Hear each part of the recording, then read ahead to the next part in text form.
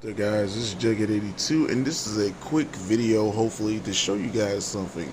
I tried to upload this game right here. This is WWE. Yeah, I know it's 2K20. I might have to do a video about this game. Everybody shits on it. But anyway, I tried to upload this game, play this game, and I put it in my console when I cut it on, and it would not upload. And I found out that basically it's bullshit. Basically, I said that I didn't have the disc, which, as you can see, I have the fucking disc, and I put it in my Xbox One.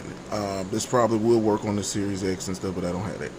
So, as you can see right now, it's showing that it's an actual disc logo on it, because I had to basically restart the console. So, if you are having issues where you cut the console on, you put a disc in, and it won't recognize the disc, this is the solution. And as you can see, we are up and running.